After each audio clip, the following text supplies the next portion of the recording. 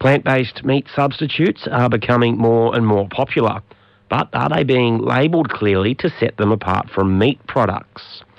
A quick perusal of supermarket shelves highlights terms like beefy sausages, meaty chunks, raw prime mince, and chicken chunks spelt with an apostrophe in place of the E, as well as chicken and beef substitutes with chickens and cattle pictured in the labelling. Food labelling rules are set out in the Food Standards Code, which is overseen by Food Standards Australia New Zealand. I spoke with the organisation's General Manager of Risk Management and Intelligence, Glenn Neal, about the role of the code and whether it's working as intended.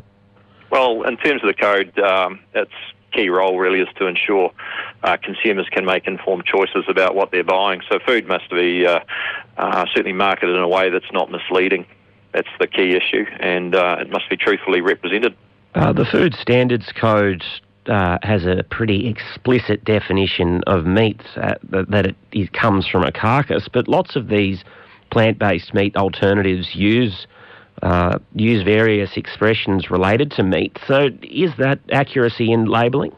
Yeah, in the case of some of the alternate proteins, we see things like soy milk, where the use of the term milk, which is prescribed, it is qualified with those words soy, for example. And so, yeah, the code does allow for the use of prescriptive definitions like meat and milk, but they have to be qualified where clearly they aren't meat or milk.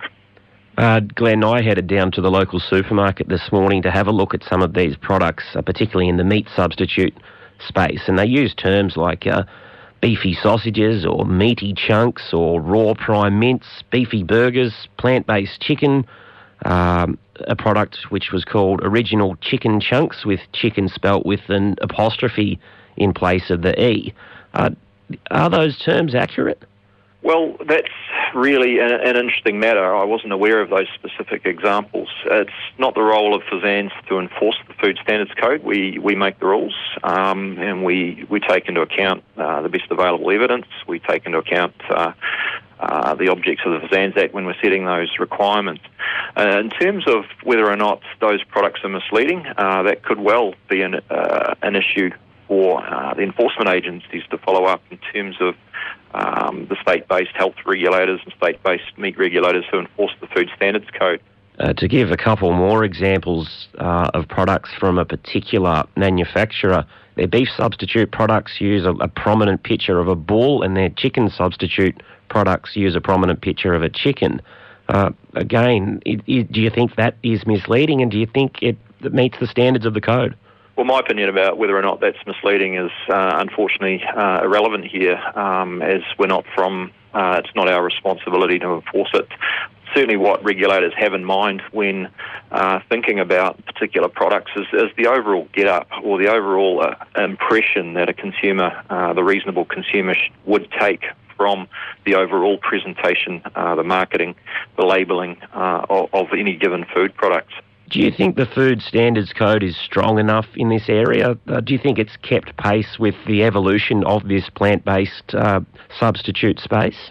Well, I am always certainly aware of concerns that alternate proteins are presenting to the producers of more traditional proteins. And, those are interesting perspectives. I think that in addressing them, we need to have regard to a range of products that are already in the marketplace. For example, when the Europeans took a look at this 2 or 3 years back, they set aside terms like meat and milk for products of that origin only, and don't have the same kind of leniency, I guess, or the same opportunity that the Food Standards Code enables for producers of alternate protein products.